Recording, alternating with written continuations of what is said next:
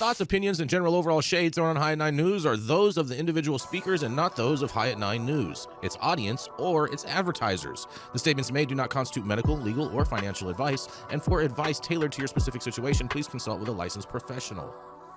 Welcome to the High at 9 News Hour, where you will hear from cannabis industry experts and professionals from around the country talk about important topics while shining light on global issues and discussing cannabis as it relates to politics, regulation and reform, data and technology, science, research and medicine, family and parenting, art, celebrities and entertainment, fitness, sports, mental health and wellness, and plant-based medicines and entheogenics. Together, we are building a stronger community, fighting the stigma and creating change. With your host, Jason Beck, joined by special industry expert correspondents from around the country, and daily antics brought to you by Cannabis. Coming to you live every Monday through Friday at 9 a.m. Pacific Time and high noon on the East Coast. And thank you all for getting high at 9 with us.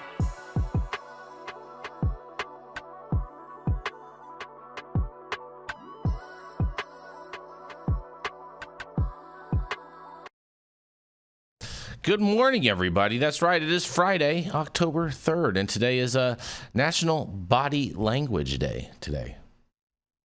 It's all about body language. Got to read the room, right, Jesse? Oh, I see what you did there. I see what you did there, Jesse. I see what you did there. That was cute. That was cute. That was cute. It's also National Manufacturing Day. Bring it home. Yes. Tariffs for the win. Yes, let's bring manufacturing back here. I'm with it. I am all with it. Let's see what else we got. It's National Techies Day. Go Elias. our resident our resident techie. Yes. Oh man, that's good. And man, it's National Boyfriend Day. Shout out to all those girlfriends that have boyfriends. Yeah. Or ones that think they have boyfriends.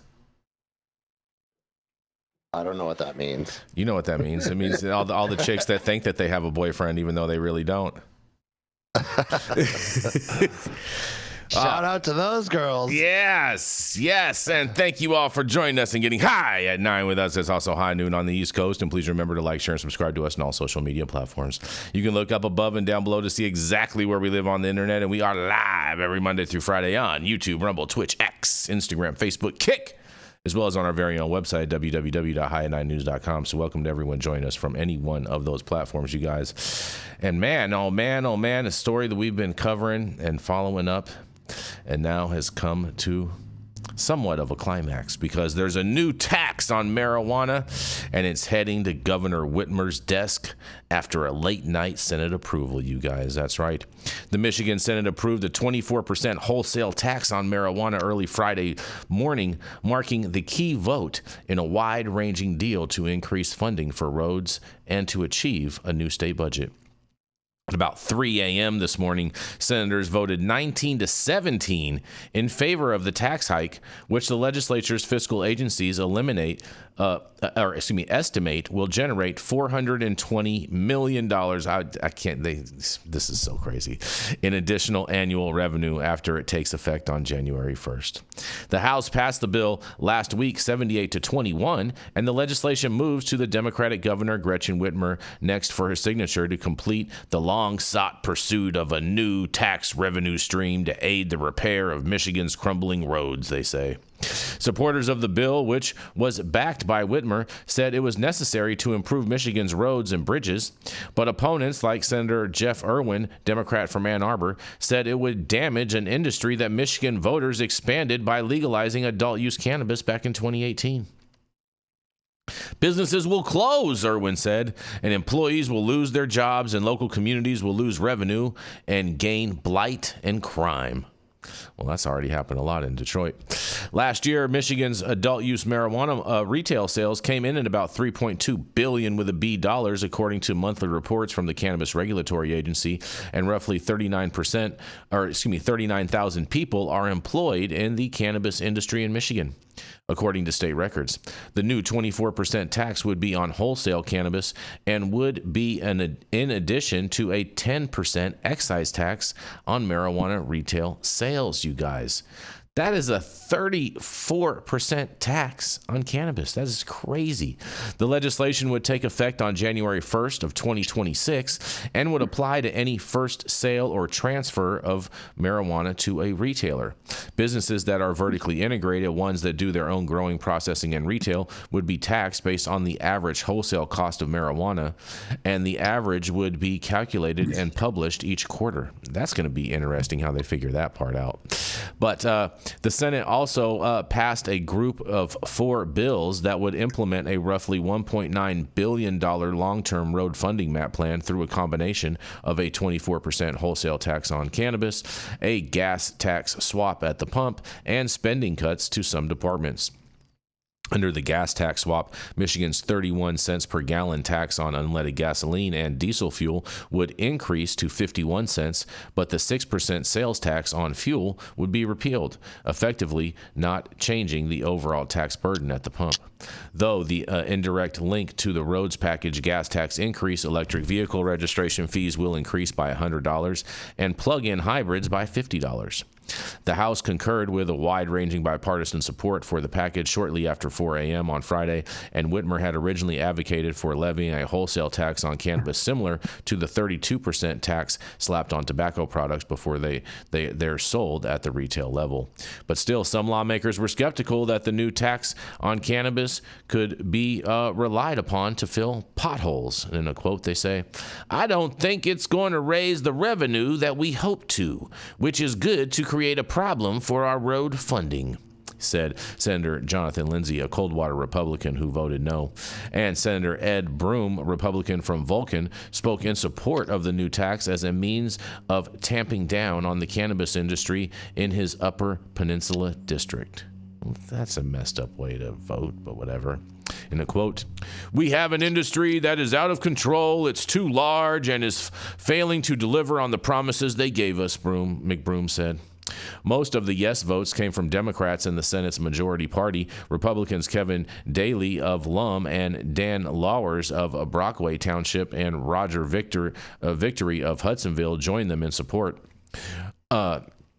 Irwin and Senator Sue Schink of Northland Township and Sylvia Santana of Detroit joined most Republicans in opposition, and Senate Majority Leader Eric Nisbet, Republican from Porter Township, voted in opposition as well. The votes come after hours of negotiations as the Senate sought to gather votes for passage of an immediate effect, and earlier in the day, House Speaker Matt Hall, Republican from Richland Township, said if the Senate failed to pass the bill, the entire budget agreement would fall apart and the state would have no choice but to enter a government shutdown. Dozens of protesters and advocates of the marijuana industry gathered at the Capitol throughout the week to protest the vote, in which they argued would decimate an already struggling industry. And if the underlying industry collapsed, they warned the tax would not bring in as much revenue for roads as hoped. For the first 6 months of 2025, total cannabis sales were $1.58 billion with a B dollars, down $10.4 million, or 0.7% from the same period in 2024. Cannabis Regulatory Agency Executive Director Brian Hanna highlighted in a public meeting last month the challenges facing the market, noting that the retail flower price in Michigan dropped precipitously over the years, and from more than $500 per ounce in January of 2020 to $60 per ounce in January 2025, or more than 87%, he said. "We have an increasing supply and falling prices," he said last month. Man, oh man, oh man. Michigan, what are you guys doing? This 24% tax increase is ridiculous, and you guys are just going to drown out your industry, and everyone's going to go to Ohio and buy tenths now. What do y'all got to say about this?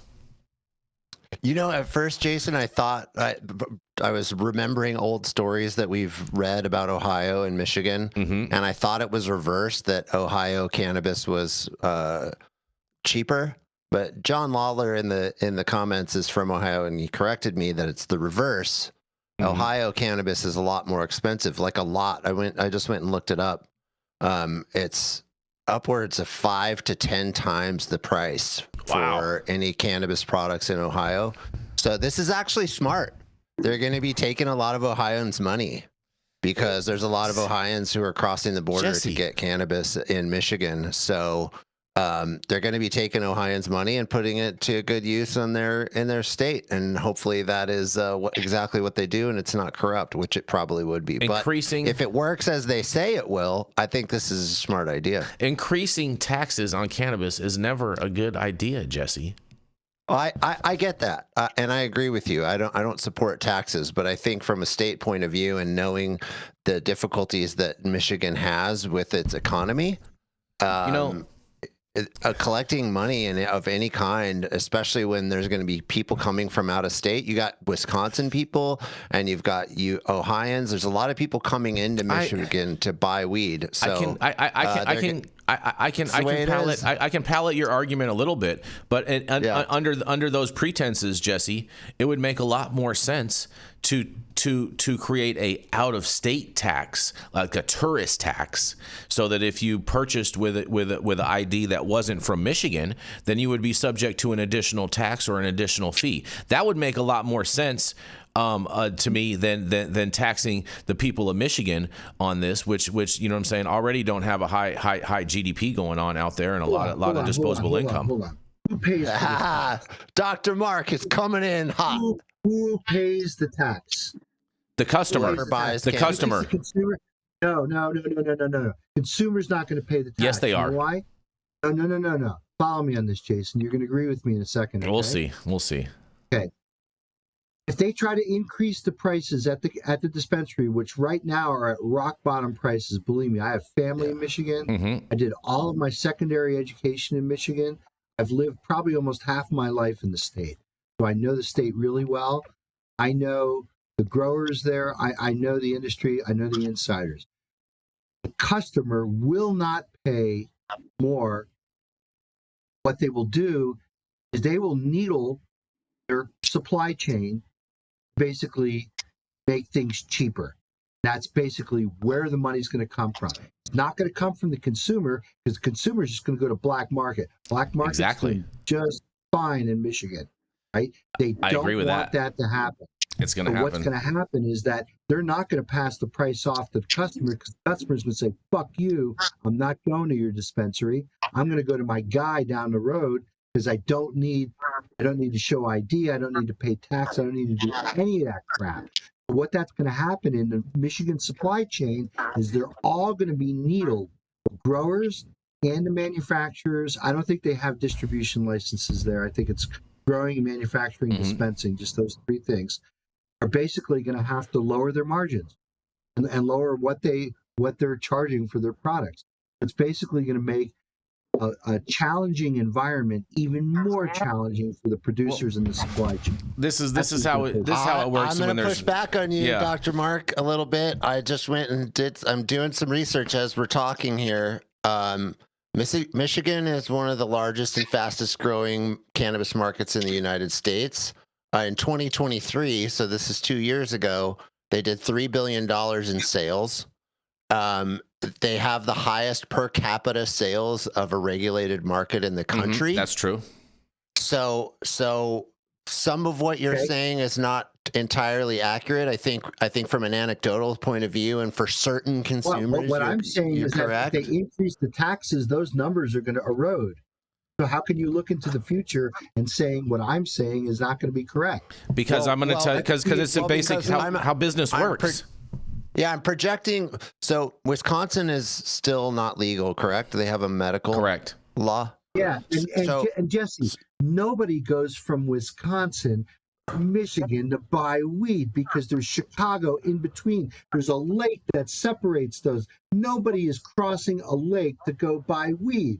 Okay, that's a misconception. Nobody? Isn't there a part of Wisconsin and Michigan that touch? I mean, no, Wisconsin and Michigan don't touch. There's a lake that separates them. Yeah, that's like Michigan, right? That lake is Lake I Michigan. thought Yes. northern Michigan touched Wisconsin. It does, but the business end of the state is where the money is, and that's down below, right? Where the Upper Peninsula touches. That's right. You bring up a good point. They geographically do touch. There could be some cross going back and forth, but believe me, I spent 7 years of my life up in the Upper Peninsula of Michigan. Those people have been growing weed for years, right? And For so sure. the black market and everything that's same thing here in Vermont, right?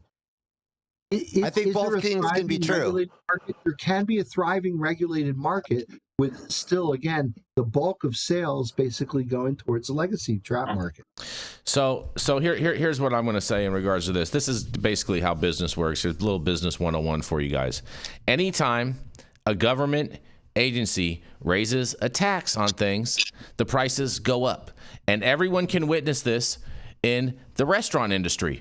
Every time the cost of food goes up, whatever, the prices in the restaurant go up. Every time the government says, hey, you know what, restaurants have to pay XYZ or they have to pay their employees more per hour, guess what? The prices go up. That's just how it works. The business is not going to incur and just all of a sudden just eat this increase, this incremental increase when they're already operating at razor thin margins. So whatever tax is put on, regardless if it's a tax that's paid ultimately by the business, the price is going to have to reflect that at the end consumer. And the end consumer is the one who's going to get carrying the stick every single time.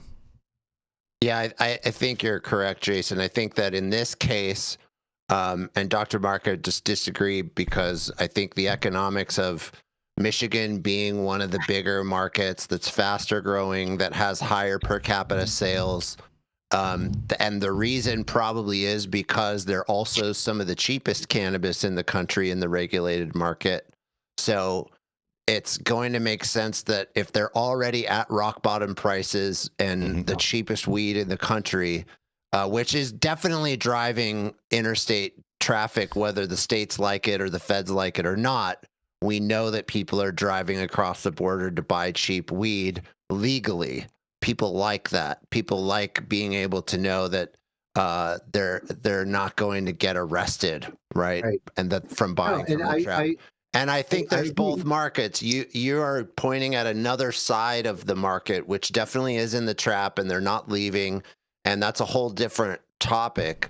But I think that for this, I mean, getting back to the story, raising the tax, I don't like it. I don't agree with ever raising a tax. However, I also see that for Michigan to raise money is smart. And I've worked for many cannabis brands who in Montana, in Oklahoma, and several other states where they have a lot of bordering states where it's illegal. And one of the smartest plays you can make is to get a small dispensary in a very small town on the border of an illegal state, in a legal state, because people flood from the illegal state to your small dispensary and you make money hand over fist.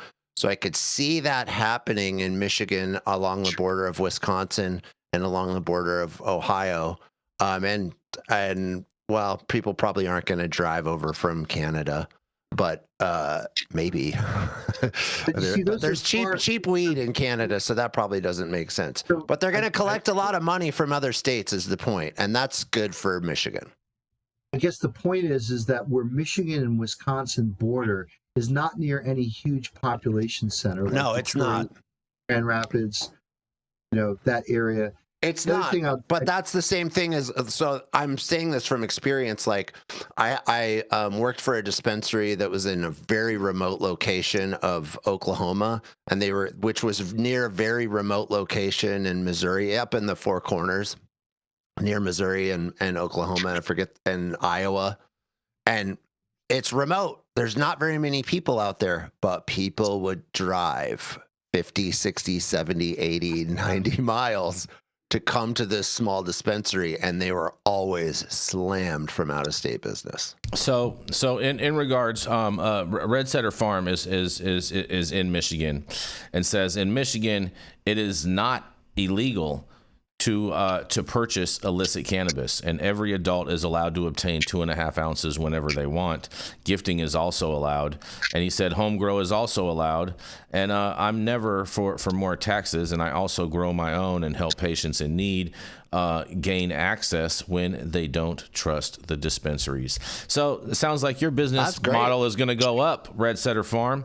That's what it sounds like to me, because anytime the taxes go up, the trap is always going to win. And this, to me, this is a failed. It's a failed plot, and the fact that they're estimating $420 million, I find is kind of ironic and silly. But nonetheless, we're gonna. Dr. T, you have any thoughts on this before we go? I got one more thought. Hold on. We haven't heard anything from Dr. T. You have anything, Dr. T? You can have my thought.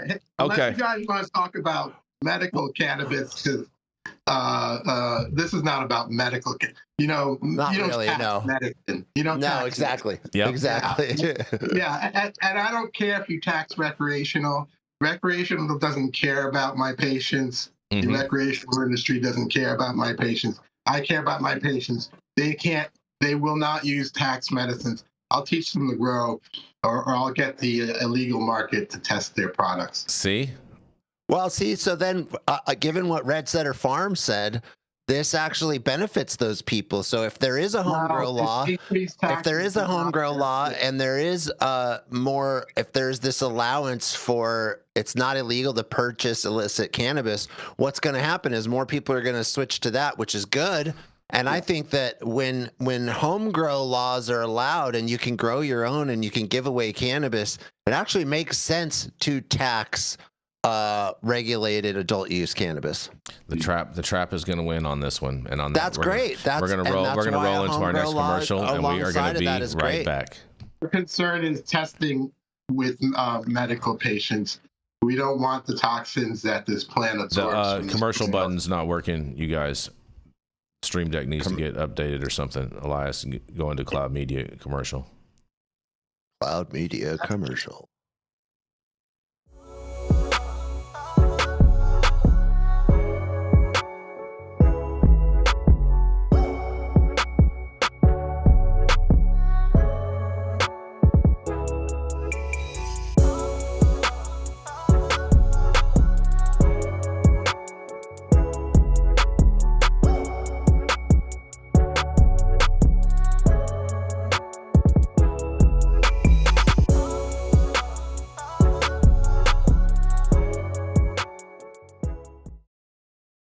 The control tower from Highly Educated has perfected the dab, utilizing the concept.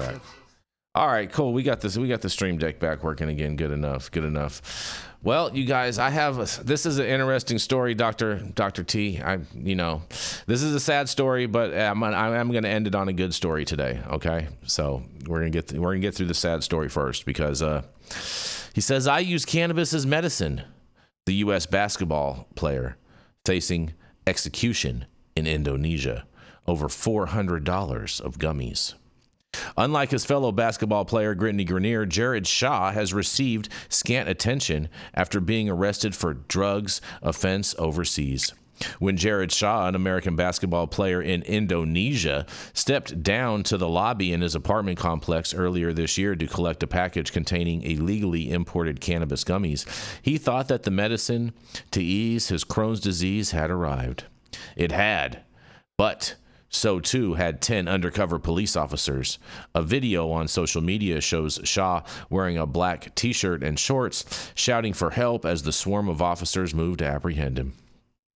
The 35-year-old from Dallas, Texas, is facing the possibility of the death penalty or a long spell behind bars.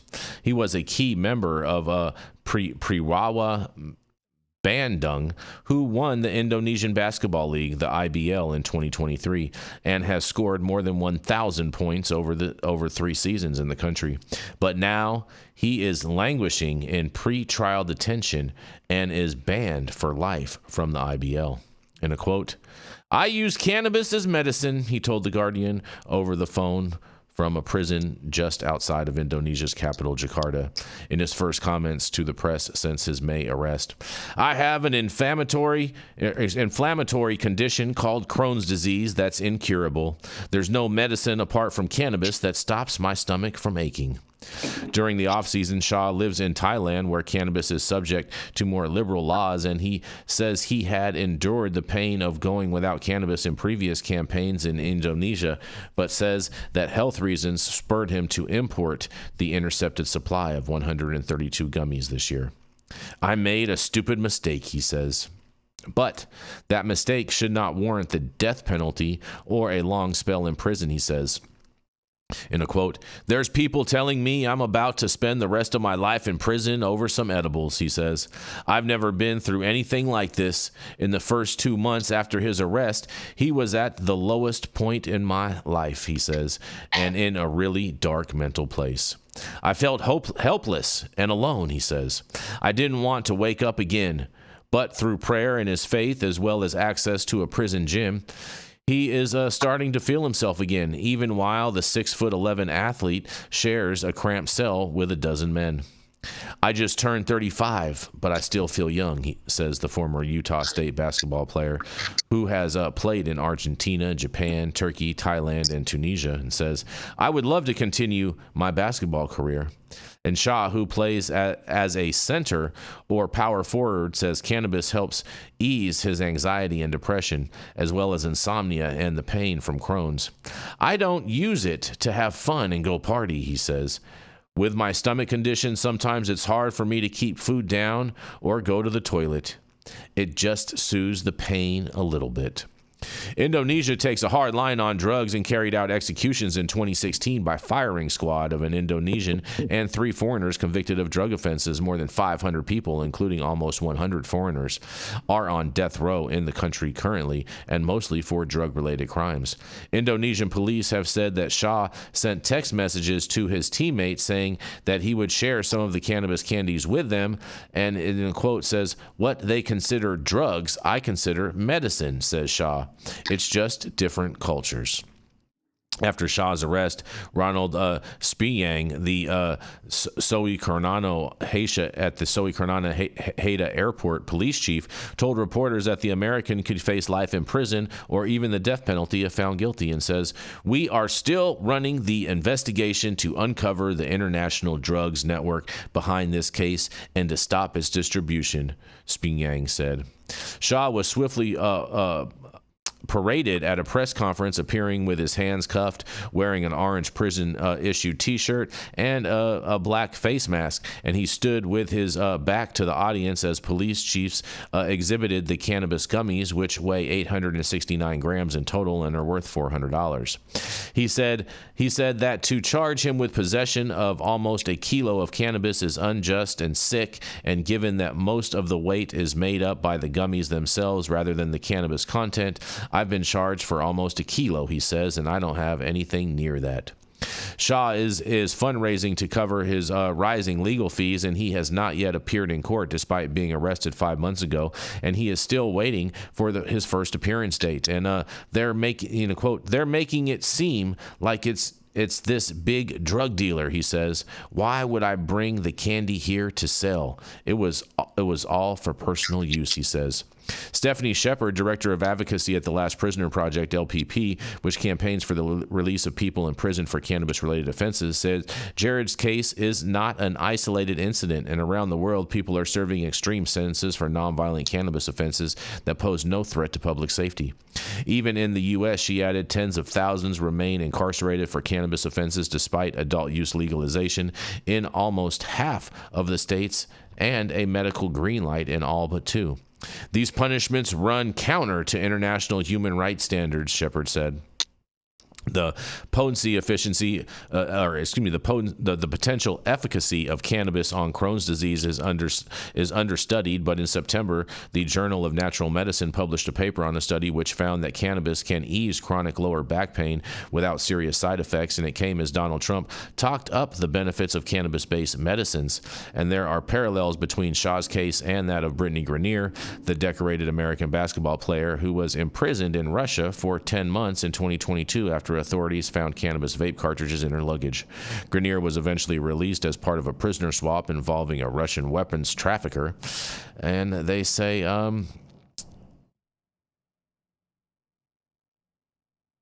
They say Jared has always been one of the most generous and selfless people you could meet. His friend Bree Petruzio said on Shaw's fundraising page that Jared made a mistake, but I don't believe that mistake should cost him his entire future.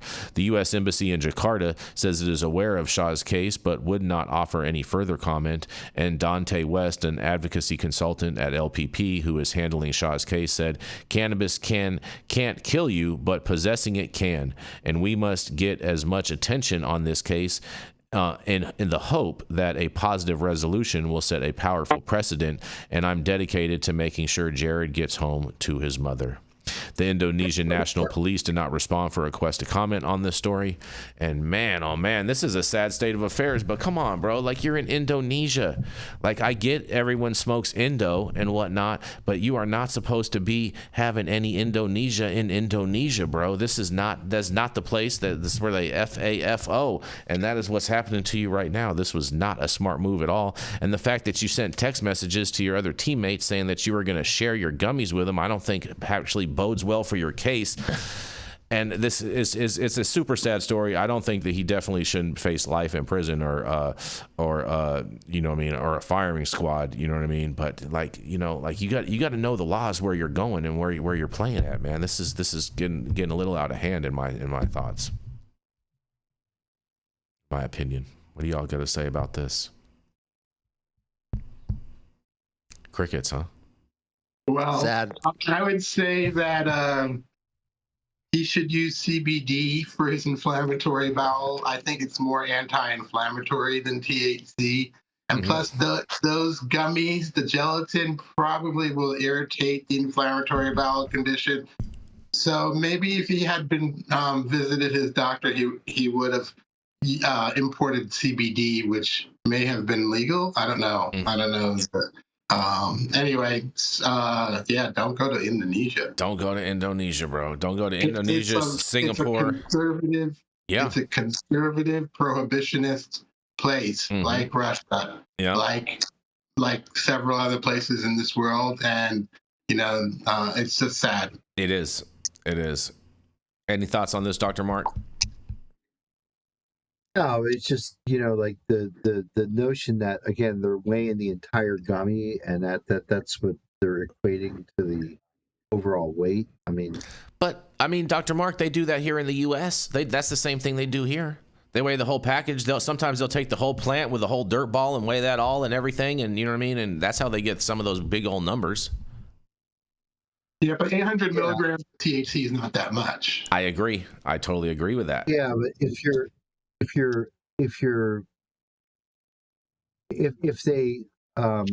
if law enforcement seizes samples, they're going to send those samples off for testing, right? And so if you're adding all that other weight, like root balls and plants, and you know the entire weight of the gummy, and then when they do a test and they find out, oh, THC level is, you know, way less, you know, like your THC is just a fraction of the percentage of overall weight, you know. Yeah, I don't know where I'm going with this. It's like, it just seems dumb. Yep.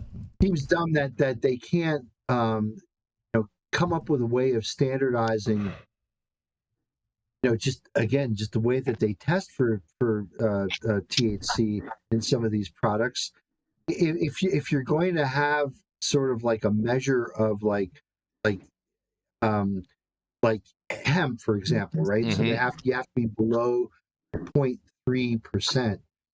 And a lab has to do a test of that gummy to show that it's below that 0.3%. You don't just weigh the entire gummy, you test it, and then in that testing determine, oh, this is below the 0.3 cutoff, so therefore it's legal because of the Farm Bill. But this doesn't bode in Indonesia because you're not in the United States, so I don't know what the fuck the laws over there are fucked up. Yep, they are, and it's I have three thoughts on this. Go for it, Jesse. First of all, he's from Indonesia, so he knew what he was messing around with. So that's just what it is. The second thing is that if you're going to live in a legal country, and 30 years ago, this was many of us in America, and in some states it still is. If you're messing with cannabis, you better be ready to be an activist and an advocate and be ready to go to jail for it.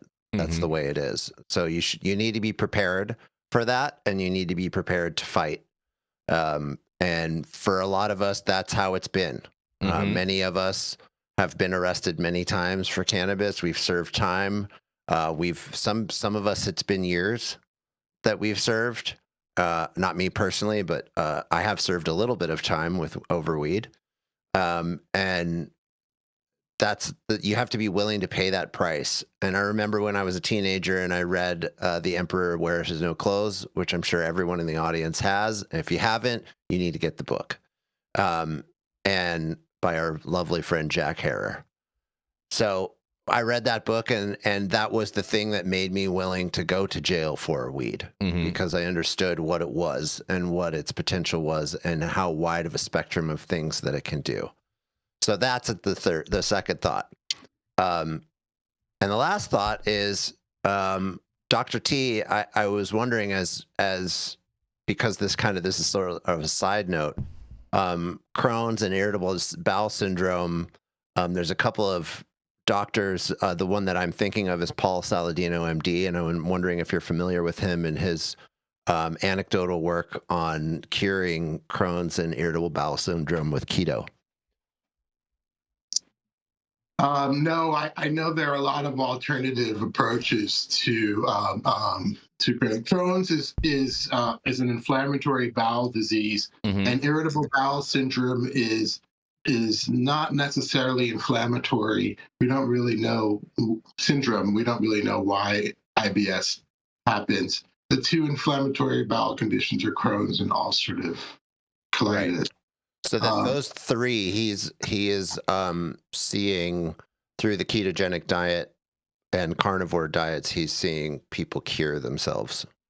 So that's great. I was just wondering if you're familiar with that. You should look him up.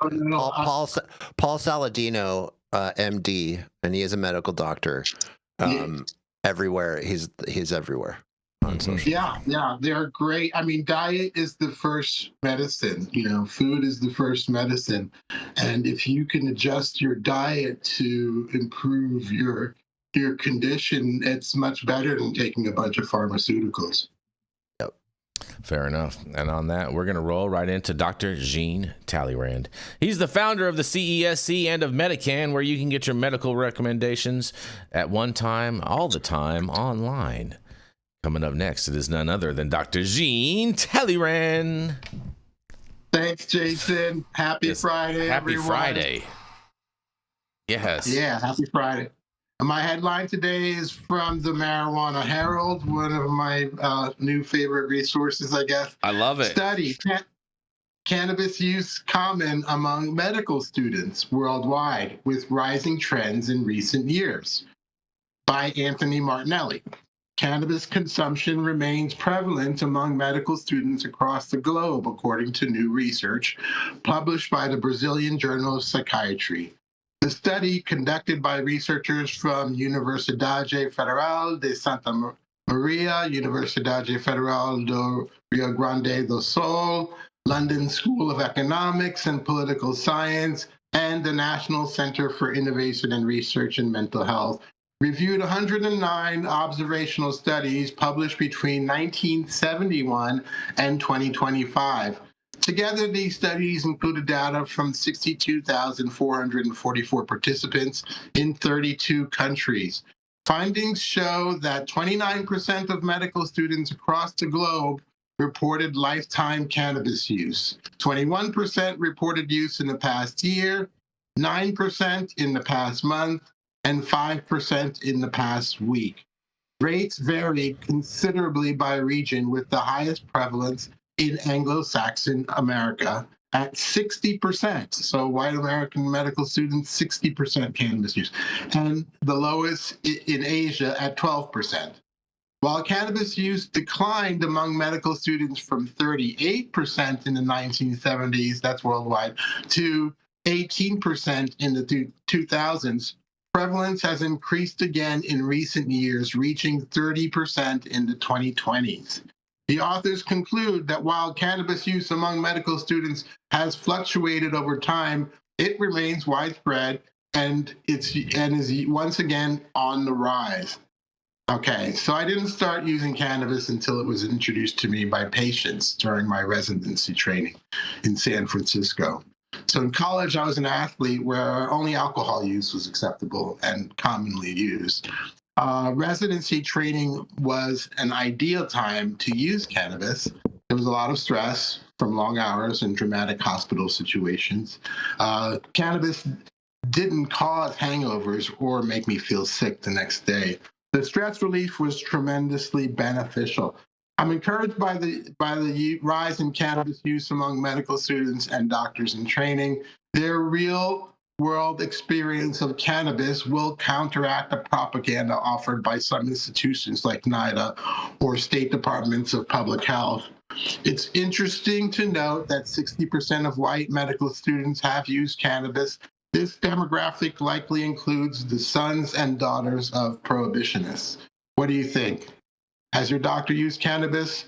Are you okay with that? This is Dr. Jean Talleyrand with High 9 News. My first thought on this, Dr. T, is with these numbers, with these numbers is that, the endocannabinoid system is one of the least taught systems about in the body in medical school, and I wonder if this is going to spur more personal studying time by these students on the endocannabinoi system. That's what I was thinking too. Yeah, I was hoping that real world experiences. Yeah, it led me to looking at the studies more and becoming self-taught on what my patients were using out there and why it was so beneficial for them.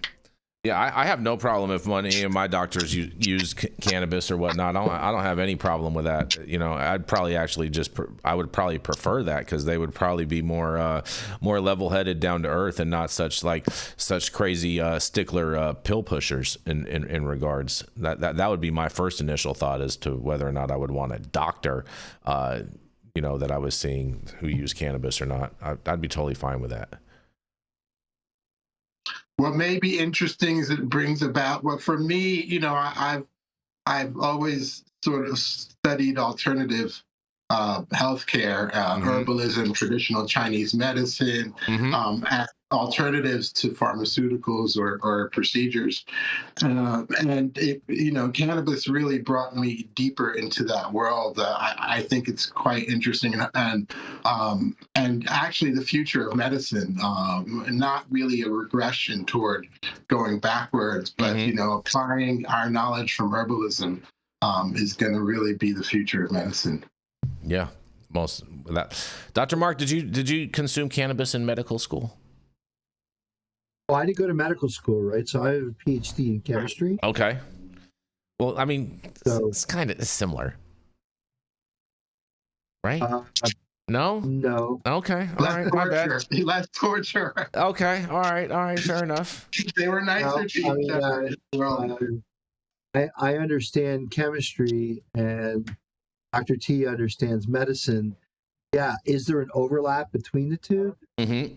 Absolutely. I mean, I'm doing research on making new cannabinoid derivatives that we hope are the new pharmaceutical drugs of the future, to look at ways of treating cancer and traumatic brain injury. Mm-hmm. But, I am a college professor here, so I am in a college environment. And, the article spoke to, it was talking about medical students, right, Dr. T? Medical students.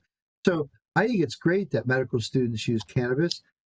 College students in general use cannabis, right? That's part of the college experience, right? Getting away from home and everything, and learning about everything that's out there in the world.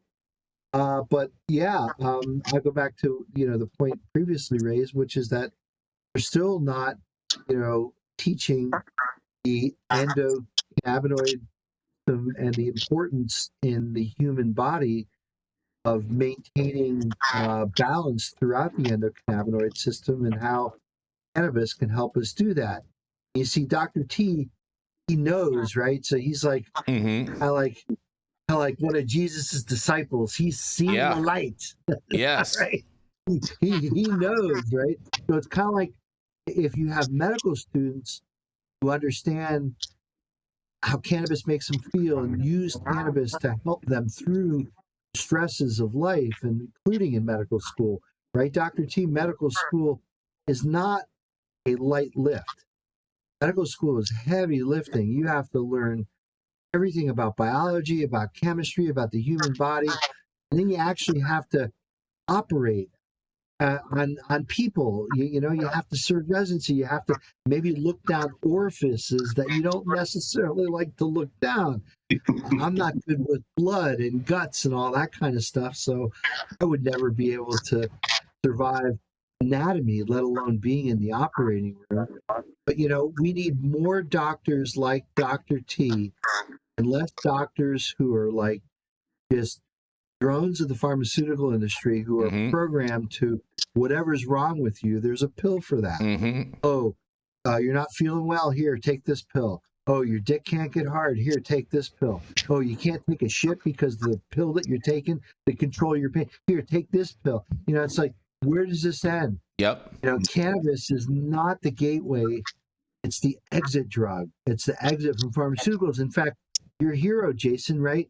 Donald Trump himself, Mm-hmm. putting out that video last Sunday, basically told people that forget about all these FDA drugs. You should be taking CBD, and you should incorporate cannabis, which operates on your endocannabinoid system. I'd love to take a poll amongst seniors who watched that video on Trump's Truth Social. Ask them, was this the first time they've actually heard the endocannabinoid system? I Oh, mean, I'm did they sure. know about it before they saw that? Maybe Yeah. for a lot of people, they're being introduced to that. I know, like, my parents are both, knock on wood, still alive. They're both in their upper 80s. They've asked me about cannabis, and I've had to break it down for them, tell them about the endocannabinoid system.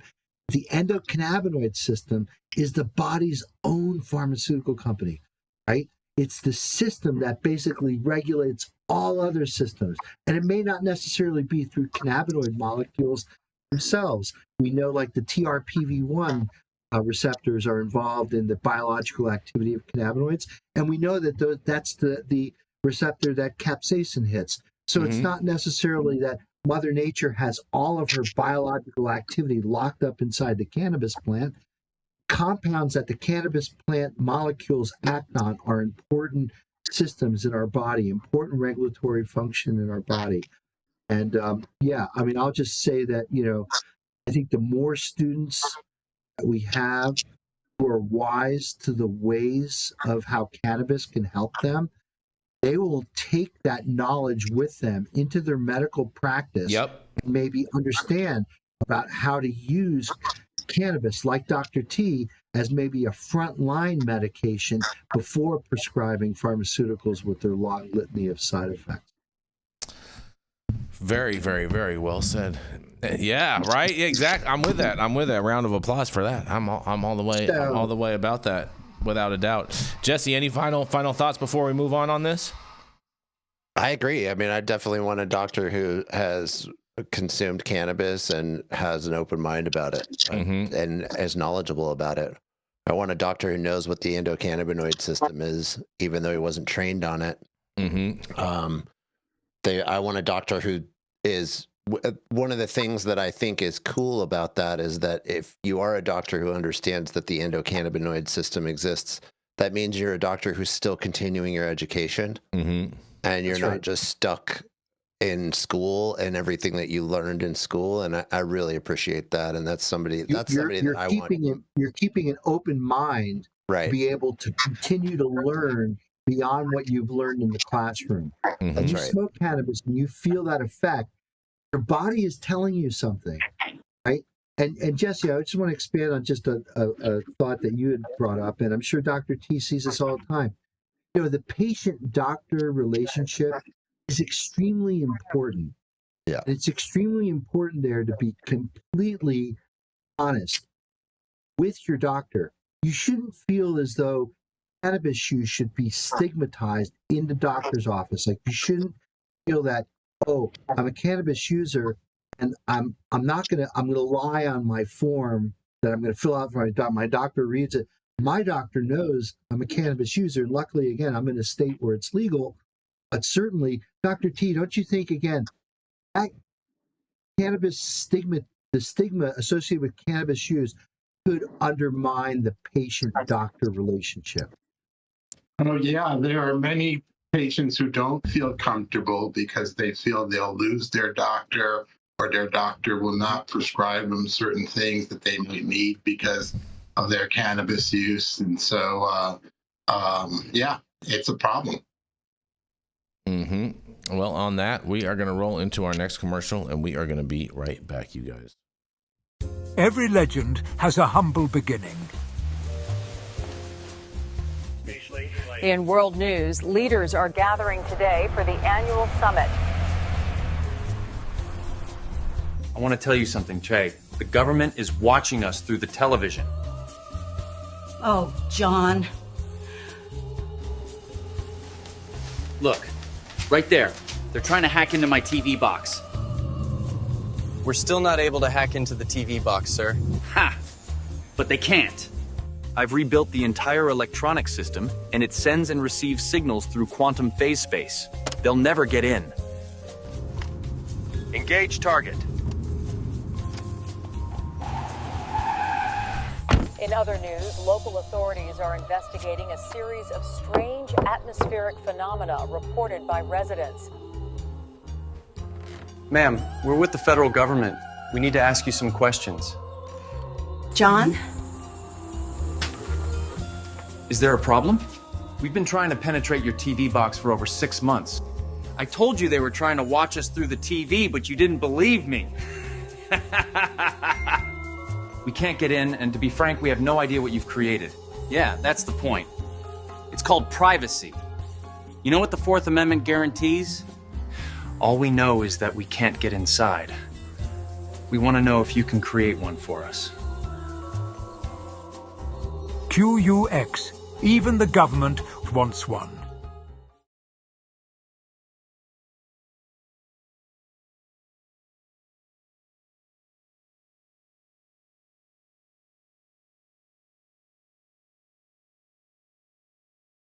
There we go. All right, stop whatever you're doing. Make sure you smash that like button. I know we'll appreciate it. You'll appreciate it, and YouTube will appreciate it. Also, make sure you subscribe to the channel if you've not subscribed already. And all of the articles that we cover on today's show, you can read directly on our website at www.highat9news.com.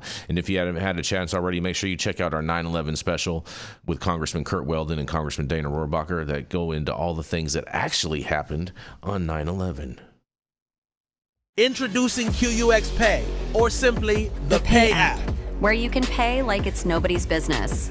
Because it isn't. It's what everyone's been clamoring for. It's finally here. Secure every payment. Your data stays private.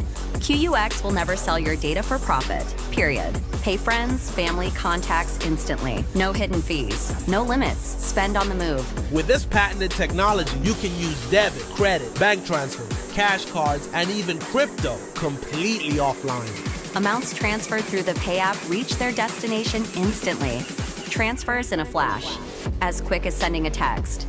No more waiting around like crypto. Are you ready for the future of payments? The state of the art for money is finally here. Data privacy and security protocols trusted by militaries and banks worldwide. QUX Pay, the Pay app. Available as an app and point of sale system, personal and corporate accounts available. Go to QUXPay.com and start using the Pay app today.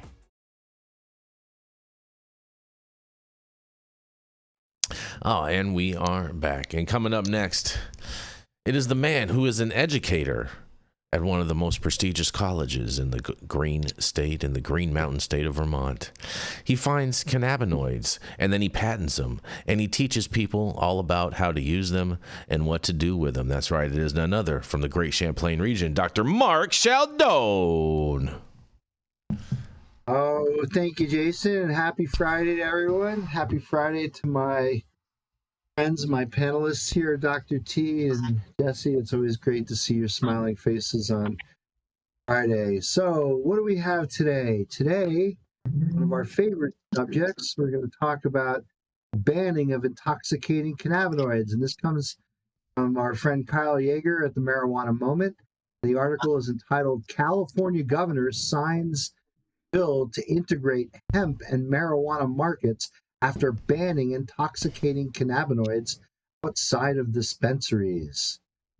The governor of California, we all know him, Gavin Newsom, right, has signed a bill to integrate intoxicating hemp products into the state's existing marijuana market.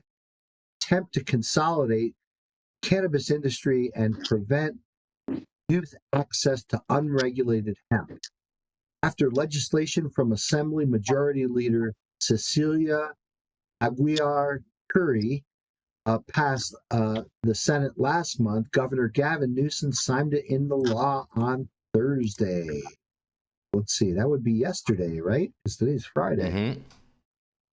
We are continuing to place the safety of every Californian, including the two or the three on this panel, first, Newsom said.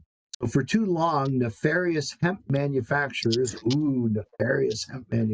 wonder who he's talking about, have been exploiting loopholes to make intoxicating products easily available to our most vulnerable community.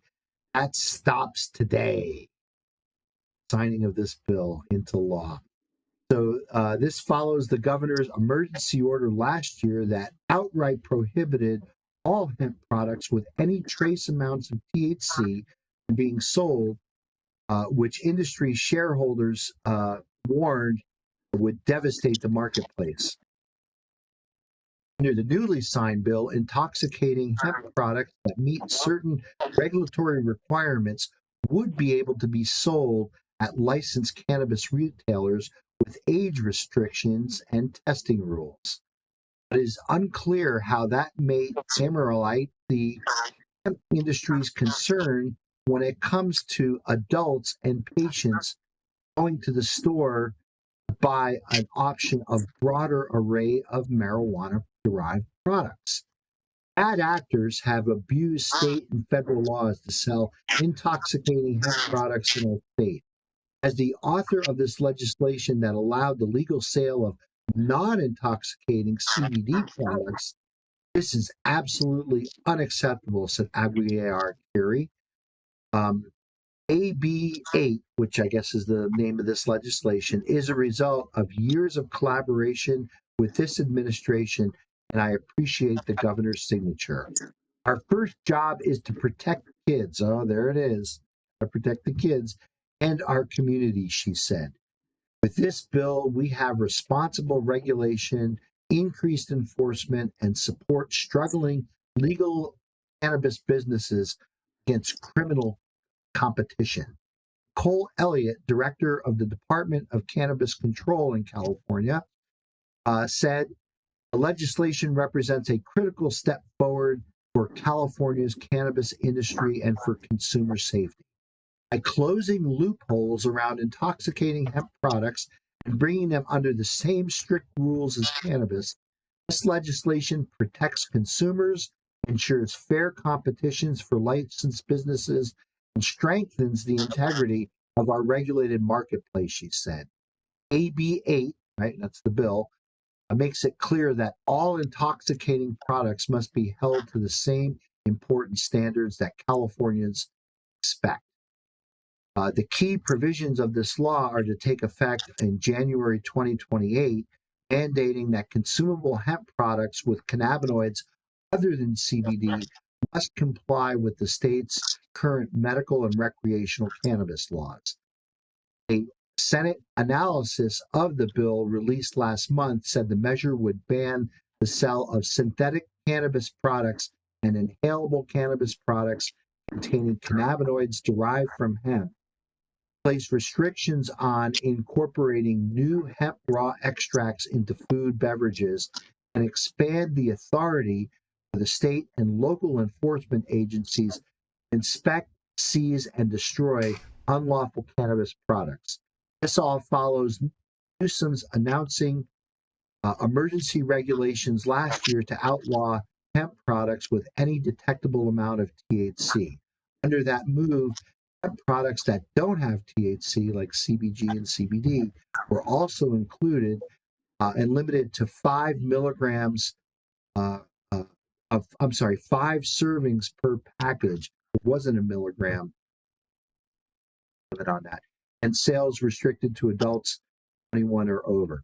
Proposal came less than a month after the state legislature effectively killed a governor-backed bill that would have imposed similar restrictions on intoxicating hemp-derived cannabinoids.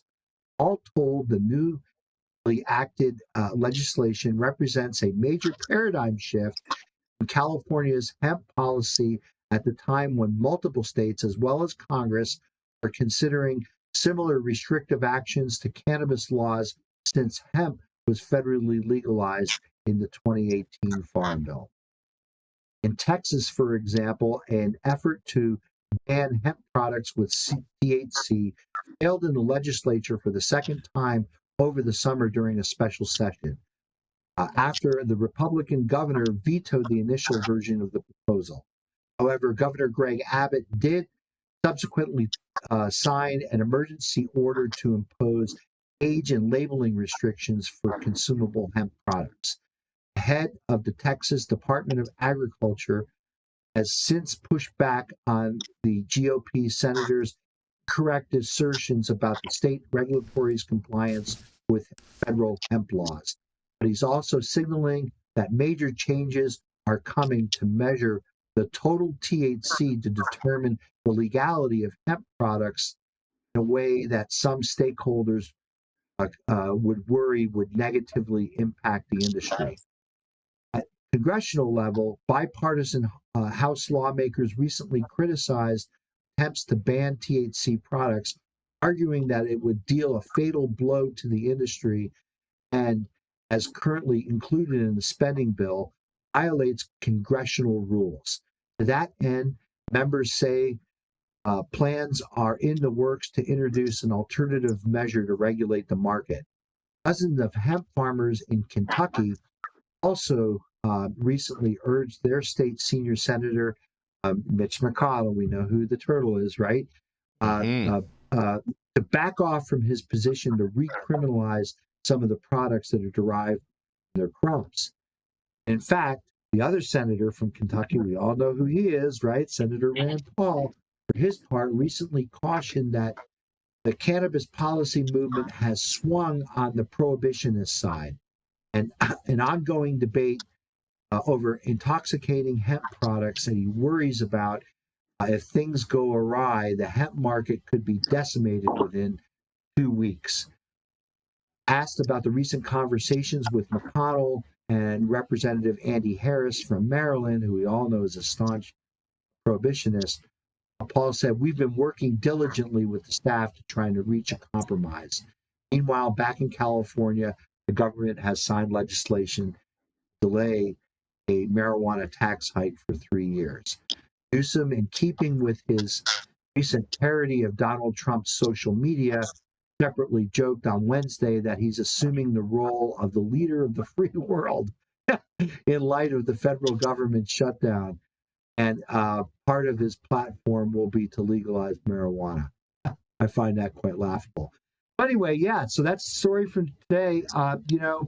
Same old thing here. At least it seems like, again, Dr. T, what I think about here are like Bonnie's patients, right, who are reliant on hemp-derived products for CBD tinctures and whatnot, and CBG and stuff like that for controlling seizures and whatnot. So hopefully Bonnie and, the lobby that I think was being championed by Charlotte Figge's mom, Paige Figge, I think there's a lot of people, again, who saw this broad stroke that Gavin Newsom took be very, very detrimental, not to the industry. The industry is going to be just fine. It's the patients, right, Dr. T?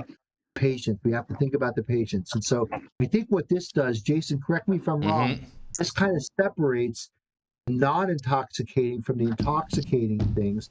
And all they're trying to do is saying, look, if you want to sell intoxicating hemp products, they have to be sold through our regulated cannabis industry, and you'll find those at a dispensary. So not at a gas station, not at a smoke shop. Go ahead. So all right, so I have a little bit of confusion in regards with this bill, but I agree with the last statement. So now basically, because previously in the regulated cannabis market, you can't sell hemp derived products in the store. Okay. Right, and so full seed to sale tracking that you can't exactly just introduce. Oh, here's 10 kilograms of whatever it is. All right, this is magically show up in the system. Well, no, but not only that, but even. I mean, because there's things that you can sell that aren't in the metric system. Like you can sell pipes, you can sell papers, you can sell lighters, and different things like that. So there are things that aren't in metric that you can actually sell in a dispensary. Now, T-shirts and different things. But so I'm a little confused as to this. Is so they're saying because currently there was an emergency ban that went into effect that he extended as well in the legislature to ban yes, the subsection, which is the intoxicating things. Yes. So now they're saying that in lieu of that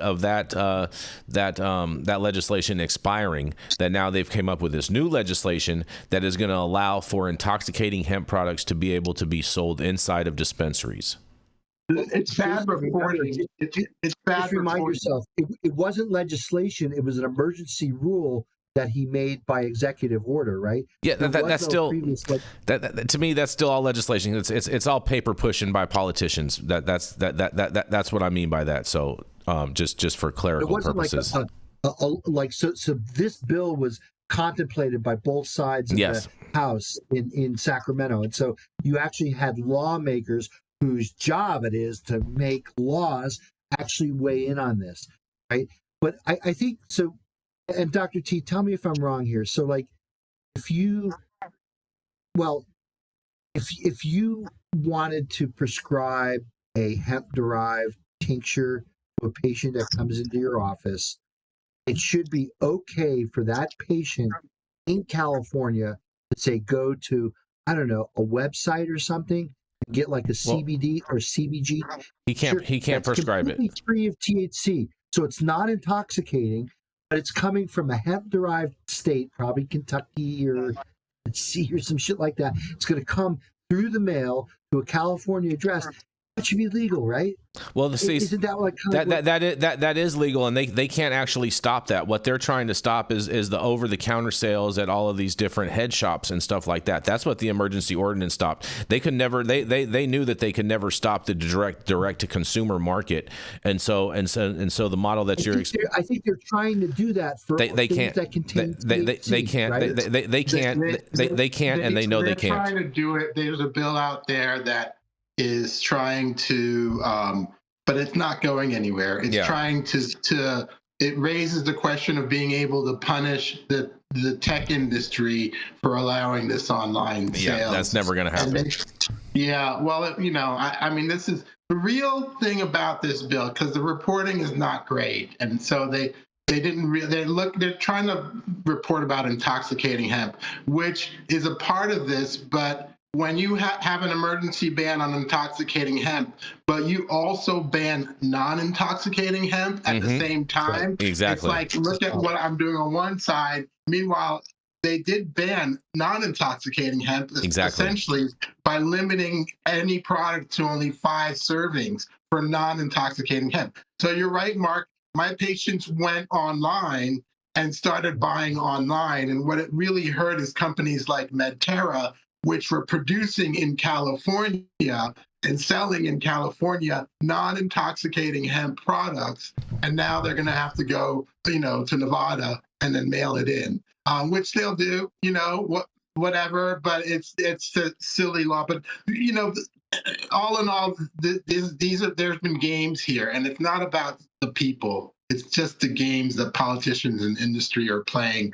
And in the public, they're saying, oh, I'm saving people by preventing non-intoxicating hemp. THC is everywhere. There's intoxicants everywhere in California. It's pretty easy to get. And people are not looking for Delta 8 in California. That is, that is not an issue in California.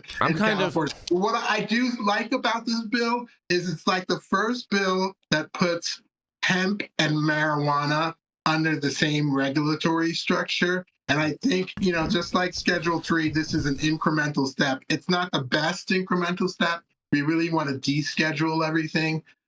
We really want the industries to exist without these burdens. But Dr. T, it's a positive move toward that. Dr. T, I'm going to say that it doesn't put them under the same regulatory structure. It puts them under the same retail constraints. It doesn't put them under the same regulatory structure because there's no metric for hemp derived products. All right, it's not all of a sudden that hemp derived products are going to be sold throughout the metric system throughout these California dispensaries. They're just going to be sold as sub products that are going to be on the shelf that you could really kind of set up stands throughout your dispensary where people can easily access them and touch them and feel them and everything else like that, because they're not going to be subject to the same regulations. They're not going to have to be behind the counter or anything else like that. And so you're just saying, you're basically, all you're doing is just saying, hey, you know what, smoke shops, you can't sell hemp derived products,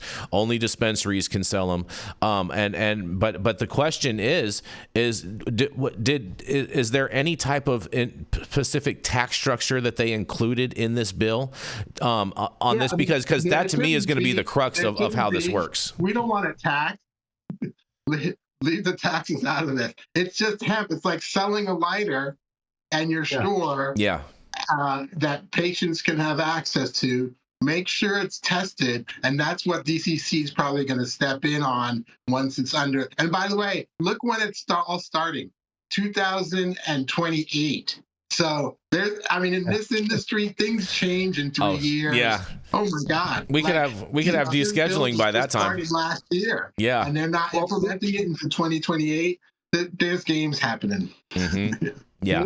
Maybe one of the models, Jason, could be like, remember we used to go into dispensaries that had recreational states, and there was kind of like a medical side and a recreational side. Like maybe envision a dispensary. It's not gonna happen. It's not gonna happen because dispensaries dispensaries aren't made like that, and that you're talking about too much critical infrastructure in buildings that people don't even own. Okay, that's just and from businesses that aren't even really making money. Okay, so you saying that's how that zero chance of that happening. These are going to be floor displays and taking up floor space inside the dispensaries. People are going to be able to walk up and touch them and look at them and this and that. That's how this is going to get integrated into your average retail establishment. Now, it might be good for the cannabis dispensaries overall because now they can charge possibly higher slotting fees for these different type of brand activations on their sales floor from these different hemp companies, and which might be interesting. And at the same time, they could probably do live demos and stuff like that where they're actually giving people the actual product, you know what I'm saying, as samples in patient activations and whatnot on the retail floor, where like traditionally now, you can't, if you're doing a PAD in a dispensary now for a cannabis product, they'll have like non-medicated gummies that you can taste their gummy without any medicine, you know what I mean? Or they'll be like, hey, you know what, if you buy something with our stuff, then we have a special going on where you get a pre-roll for a penny or something like that. Like, so maybe possible. And I'm wondering, here's another thing.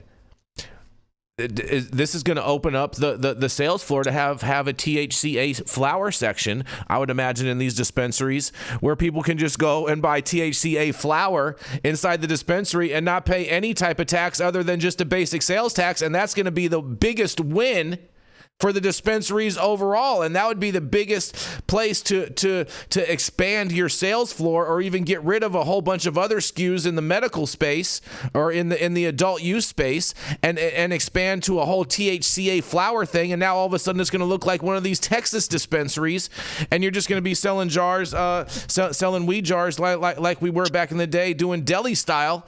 That would be fantastic, and I think this sets it up just for that possibility. And man, the regulators are going to have such a hard time. They're going to be like, how do we tell if it's THCA flower or regulated flower, and da-da-da-da-da-da. And man, this is going to be a whole cluster, a whole big cluster, bro. And I am so ready to sit back with my popcorn and watch this. Go ahead, Jesse. Jesse, you're muted. You're on mute, Jesse. You're on mute. No wonder. It's a cluster for every reason that you guys have already outlined. And I just want to highlight this hilarious thing where Governor Newsom says, we are continuing to place the safety of every Californian first.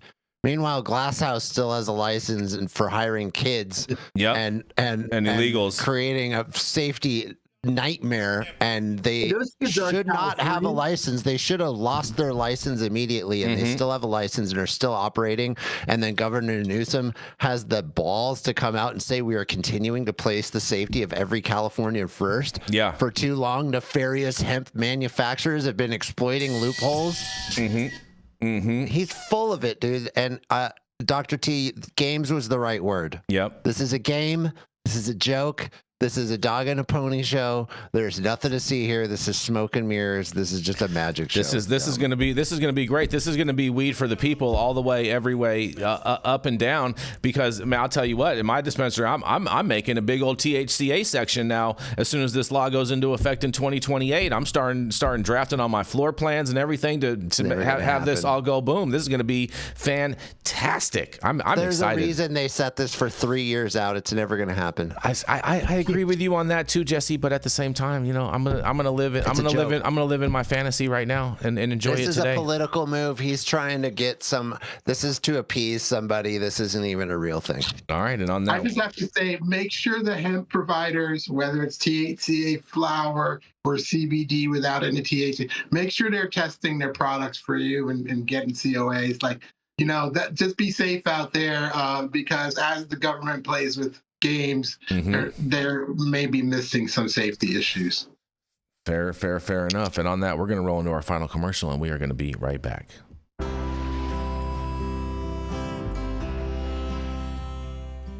Oh man, your knees still bothering you, man? Yeah, my left one, you know? But I'll tell you what, I've been using this new CBD cream, and it works like a miracle. CBDs? I done heard about them CBDs.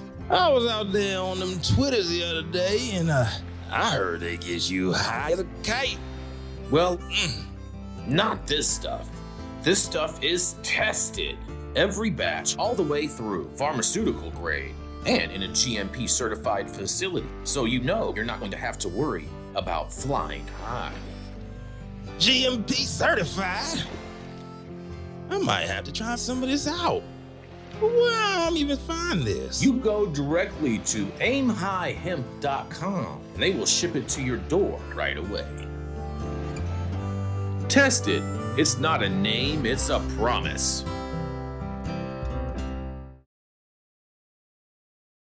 We're gonna roll. You're thinking of some. You're talking about Fetterman? Yeah. Okay. Well, on that, we're going to roll right into Mr. Jesse Barney. He's the founder of Barney Design Co. and can take your brand to the highest plateaus and show you how to actually market your brand to execute on sales and customer retention and relation. It is none other than Jesse Barney. Thank you, Jason. I really appreciate it. My story comes out of Fox News this morning. Everybody's favorite type of story. We got a good old cannabis use disorder story for you. Just for the doctors here. So, pot and gaming combo could pose hidden health risks, researchers warn. Smoking marijuana and playing some video games may seem like a chill night for some, but both hobbies have been linked with psychosis in a variety of studies.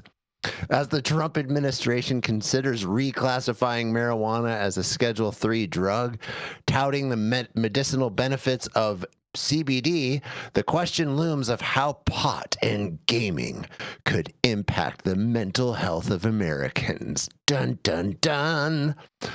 A June 2023 study published in the journal Psychopathology examined the link between gaming disorder, an addictive behavioral disorder, and psychotic disorders. Excessive gaming may act as a trigger for psychotic episodes in some patients, according to multiple case reports. The sudden disruption of gaming habits could also trigger psychosis. Mom, don't turn off those video games. Watch out. The researchers noted there is significant lack of research on how these two disorders interact. A similar study from 2023 published in BMC Psychiatry found that insomnia and cyberbullying are key mechanisms in this link between gaming and psychotic disorders.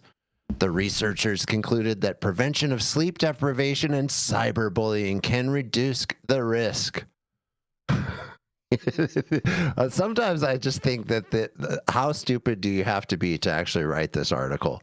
Another study published in the Frontiers of Psychiatry in 2024 concluded that adolescents and young adults engage in problematic gaming much faster than adults. Adolescents and young adults also share similar psychiatric comorbidities, including autism, ADHD, and problematic gambling. More recent research has highlighted an increased risk of psychosis in certain marijuana users. A study published in JAMA Psychiatry in April found that cannabis use disorder is associated with heightened dopamine activity in the same brain pathway involved in psychosis, which could explain why cannabis increases the risk of psychosis. Another study from September 2025 compared psychotic symptoms, dissociation, and alexithymia, I think that's how you say that, which is difficulty identifying and expressing emotions among non-cannabis users, natural cannabis users, and synthetic cannabinoid users. The results published in the Journal of Psychiatric Research found that synthetic users had more severe psychotic symptoms, high dissociative symptoms with little improvement over time, and limited recovery from alexithymia. Natural cannabis users showed elevated dissociation with some improvement. The non-users had higher negative symptoms at the start, but these improved progressively over a 6-month period. The researchers concluded that synthetic cannabinoids are associated with more severe and persistent psychotic symptoms and emotional dysregulation compared to natural cannabis. These findings, quote, underscore the need for targeted interventions addressing emotional regulation and salience processing in cannabis-related psychosis, unquote, the authors wrote. Both gaming and cannabis have both gaming and cannabis use have a more severe impact on the psychosis of younger individuals, research has shown. For example, a 2022 NIH published study found that general substance use in kids under 17 years of age posed a greater risk of psychotic-like experiences. Developing early detection and intervention for both substance use and psychotic-like experiences may reduce long-term adverse outcomes, the researchers concluded. Well, I just want to toss this right over to Dr. T first, because this whole concept of cannabis use, psychosis, gaming, psychosis, addiction is definitely mostly up his alley, and I'd like to hear what he has to say first. Yeah, I think, folks have been watching Fridays at High 9 for a while. They've heard us talk about causation versus correlation. And I think it's a really important concept to show that you can say just about anything is associated with anything out there. I mean, you heard Trump earlier talked about Tylenol being associated with autism, and it's because he used associated rather than caused. So here again, both sides use this study, quote unquote, that to push their agenda. And associations can push their agenda.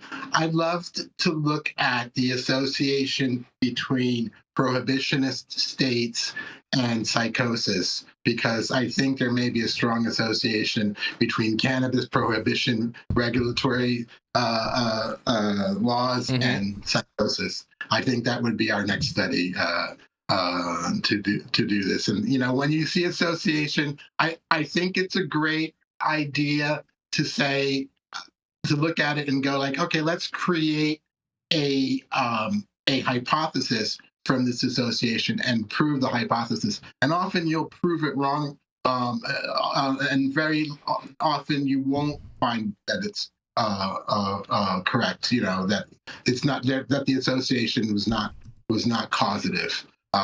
So anyway, it's a story, and whatever, move on is what I would say to this. So, well, I have a question, or a couple questions. Go I think. for it.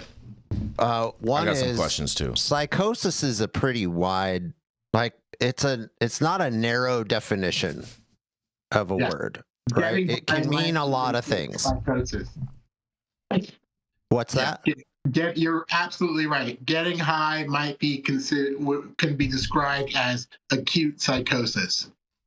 Yeah, so if you are suddenly very forgetful because you're really high, or you get paranoid, or you have an anxiety attack sort of experience, right? Those can all be categorized as psychosis, amongst other things.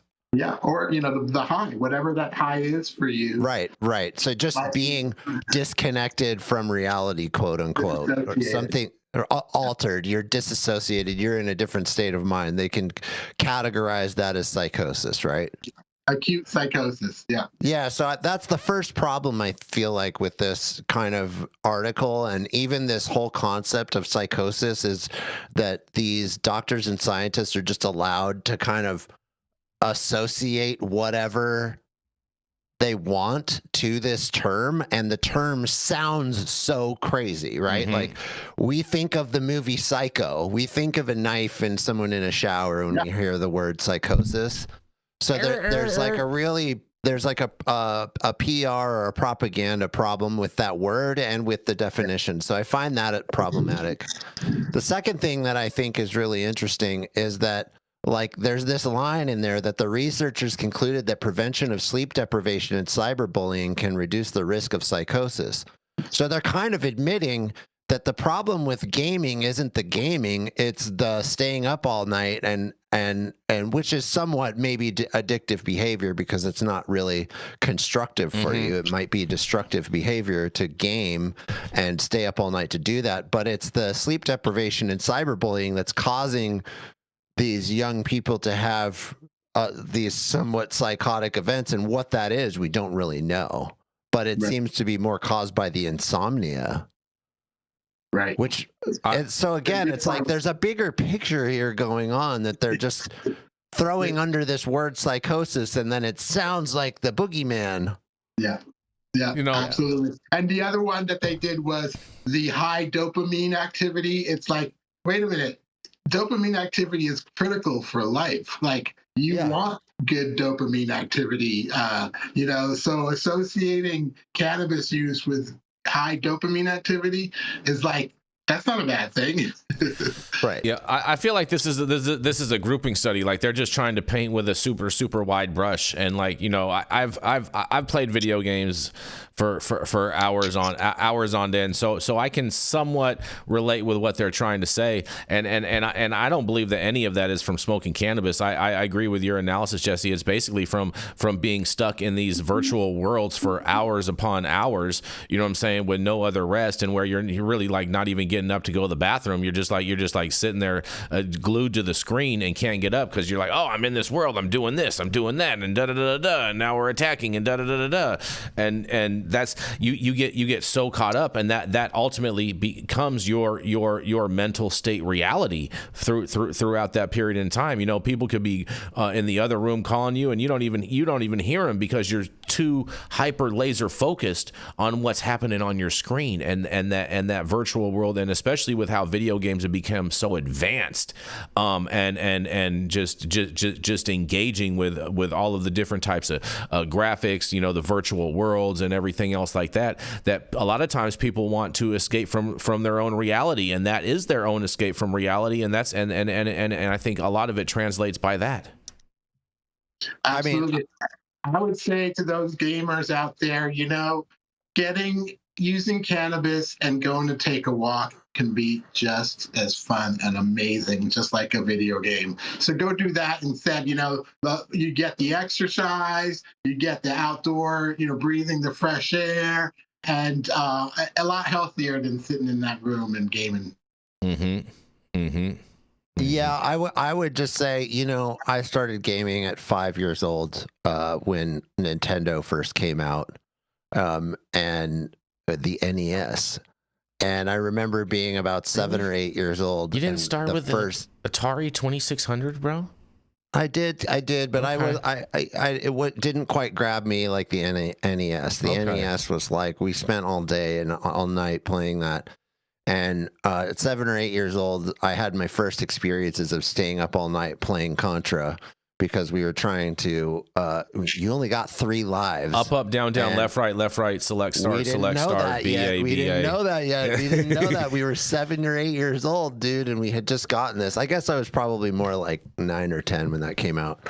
But I stayed up all night and played that game a lot. And since that, I mean, I've been around tons of people who have done that. I've never seen this kind of thing that they're talking about. I have. Now I could imagine that being online, if you introduced being online and being sleep deprived, and then having the interaction of lots of people talking to you and the kinds of, I have heard. My youngest son is online playing all the time, and he plays with all kinds of random people, and I have heard the type of cyberbullying that happens on there, and I could see getting upset and being in a sort of altered state. But it doesn't seem like it's permanent. It just seems like this is kind of much ado about nothing, and they're trying to associate it with cannabis, and it's like, this is normal stuff that people go through. And I think Dr. T's point is like, get up and go for a walk. That's really all you have to do. You know, if they really wanted to fix this problem, they would set a time limit on gaming consoles and whatnot, to where, you know, like they do with truckers. You know what I'm saying? Like, you can only drive for X number of hours, and then you have to mandatory take a break. Like that would make more sense. You know what I mean? And they would have to associate it with your IP address if they actually wanted to be able to do that. If we cared about that, you'd have to do that for social media too, because social media I'm good with that just too. As bad. I have no problem with that too. I have no problem with that. People stay up all night and lay in bed and scroll, and it causes the same kinds of problems that gaming causes. This is something that's so ubiquitous and in so many people's lives, and they're just so. That means all of us are having psychotic problems because of basically gaming, which is what social media really is. Any thoughts on this, Dr. Mark, before we move to our final story? Pick up a fucking guitar and play some music, get in a band, and go fishing and play baseball and do some real things in your life. Not fall into some fucking false reality of some gaming world, which is just nothing but a bunch of fucking bullshit. You're blowing your fucking ticket if you're here on Earth and you're playing games. Period. Yep, I'm with you. I'm with you, Dr. Mark. Blow Dr. Mark's top now. Like, show him an image of a gamer smoking a cigarette, and he's gonna explode. Yes.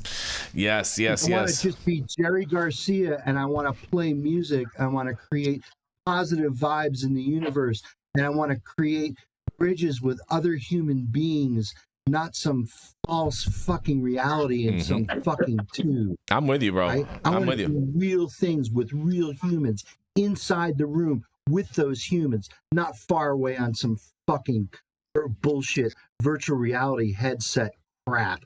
I'm with you. I'm with you on that, Dr. Mark. Baseball. Go out and play with your fucking kid. Go out and throw the baseball. Take your kid fishing. Take your kid for a hike in the woods. Do something real on planet Earth, not this fake fucking bullshit. Yep. I feel you, buddy. I feel you. I feel you. Well, I promised you a happy story, you guys. I promised you guys a happy story. Dr. Mark needs it. Yeah. Are you ready for a happy story, Dr. Mark? You're going to love this. You're going to love this because a Florida court, that's right, the great red state of Florida. Oh, wait, Dr. Mark. Dr. Mark said he wanted to introduce me before this. Do you want to still want to do this, Dr. Mark, or else? Yeah. Okay. The highest Republican in the room, our fearless leader here at High at 9 News, and Donald Trump's personal plug, Jason Beck. Yes. Oh, that was good. That's good, Dr. Mark. Yes. Well, a Florida court says police officers can't search vehicles solely based off of smelling marijuana, you guys. This is fantastic news. Pointing to laws allowing the use of medical marijuana and hemp, a state appeals court Wednesday reversed course and said police officers can't search vehicles only based on smelling cannabis. I bet Sheriff Grady Judd is going to be so livid about this. The Second District Court of Appeals' main opinion said that for generations, cannabis was illegal in all forms, and thereby rendering its distinct odor immediately indicative of criminal activity. But the opinion said legislative changes have fundamentally changed its definition and regulation and made cannabis legal to possess in multiple forms. Citing the U.S. Constitution's Fourth Amendment protections against unreasonable searches and seizures, the appeals court backed away from what it described as plain smell doctrine related to cannabis. In light of significant legislative amendments to the definition and regulation of cannabis, its mere odor can no longer establish that it is immediately apparent that the substance is contraband. Judge Nellie Kulzium wrote in an opinion fully joined by 9 other judges. Accordingly, the plain smell doctrine can no longer establish probable cause based solely on the odor of cannabis. Rather, we now align the Fourth Amendment analysis for cannabis with the test that applies to other suspected contraband, such that its odor is a valid factor to be considered along with all others under the totality of the circumstances. The other judges wrote or joined concurring opinions, including Judge J. Andrew Atkinson, who wrote that what is pertinent to the resolution of this case on its facts is that an officer who smells either raw cannabis or the smoke from burnt or burning cannabis has encountered an odor that is no more likely to be indicative of criminal activity than illicit use of a legal substance. On this record and under the statutes as they currently read, the smell in isolation does not give rise to probable cause to justify a search. But Judge Craig Villianti, in a dissent joined by Judge Annie Lay Gaylord Moe, wrote that changes over the past decade allow medical marijuana and hemp products did not wholesale decriminalize the possession of marijuana.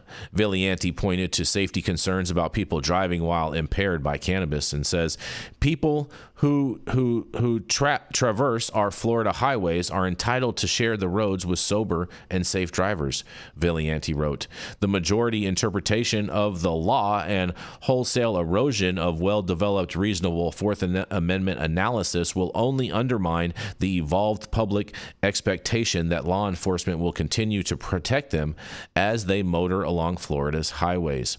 The Hillsborough County case stemmed from law enforcement officers in 2023 stopping a car in which Daryl Ortiz Williams was a passenger. An officer smelled cannabis and searched the car, finding bags that included cannabis. Williams, who was on probation at the time, also was found to have a drug known as Molly in a plastic bag in a sock, and a circuit judge found that Williams had violated probation. That led to the appeal, which was considered by the full appellate court. Wednesday's opinion reversed course from a 2021 decision by the 2nd District that said police were still able to conduct searches based on smelling cannabis, but it put the Tampa Bay area court in line with an opinion issued last year by the 5th District Court of Appeal. The 2nd District also took a step known as certifying a question of great public importance to the Florida Supreme Court to resolve the issue. In a twist in Wednesday's opinion, the court declined to suppress the evidence in Williams' case because the court said our precedent expressly permitted the search at the time it occurred, and law enforcement was acting in objectively reasonable reliance on binding appellate precedent. But Florida voters in 2016 passed a constitutional amendment that allowed the use of medical marijuana, and lawmakers subsequently passed legislation to put the amendment into effect and also allowed the use of other hemp products. In his dissent, Villanti wrote that he hopes the Supreme Court will address the issue of searches, but also pointed to the possibility of the legislature getting involved. And in a quote says, "I am equally hopeful that the Florida legislature is aware of the dilemma that was inevitably caused by the widespread acceptance of hemp and legalization of medical marijuana," he wrote. "I invite the legislature to review this issue and to consider that its recent legislation legalizing cannabis for medical purposes has made it easier for nefarious individuals to engage in criminal activity, because I believe this is a great injustice to the citizens of Florida, and I dissent from the majority's conclusion that we have no choice but to recede from the plain smell doctrine." Man, oh man, oh man. And in addition to Atkinson, the concurring judges were Patricia Kelly and Edward LaRose in this case, you guys. So great news for Florida citizens out there that are going to get pulled over and aren't going to be subject to search anymore because of this doctrine. And I imagine we may possibly cover this story again on Monday when we have Michael Minardi here, who is a Florida-based attorney. So there is a chance of this. I can't wait to hear what you guys have to say about this. Congratulations. This is fantastic. This is good. Yeah, I mean, this is what we want everywhere. Mm-hmm. Cops shouldn't be able to just search you because they think they smell something, no matter how much they're trained, no matter what they think it is. That's not probable cause, smelling something. Yeah. It's just so funny because, again, the things that give cannabis its smell have nothing to do with THC or psychoactive effects, right? They're the same terpenes. And yeah, exactly. Yeah, they're not smelling THC. Compounds. Exactly. They're in all our plants. Exactly. They're not smelling. They're not smelling for THC. They're smelling for. They're trained to sniff out 4 distinct terpene profiles, and that's what it is. Yeah, I mean, imagine if you're driving in a car with a bunch of open bottles of abstracts, latest, skunky terpenes. Yeah, your car's going to smell like a big butt of weed, but you ain't going to have any weed in there at all, right? Yep, exactly right. Well, good for Florida. Yeah, good for Florida. I can't wait to hear what Mr. Minardi has to say on Monday about this. But nonetheless, I hope you guys have a fantastic weekend, everybody. And thank you all for getting high at 9 with us every Monday through Friday at 9 a.m. Pacific and high noon on the East Coast. And a big shout out to our audience and supporters for tuning in daily and listening to the insanity that is the developing cannabis industry. Huge thank you to Catalyst for helping us keep the lights on over here. And thank you to our correspondents for being absolutely amazing. Thank you to Cannabis Sativa L for giving us a reason to do this every day. And Cloud Media partners Elias and Kai are somewhere in the metaverse. And thank you all for tuning in and getting high at 9 with us. We are America's #1 daily cannabis news show.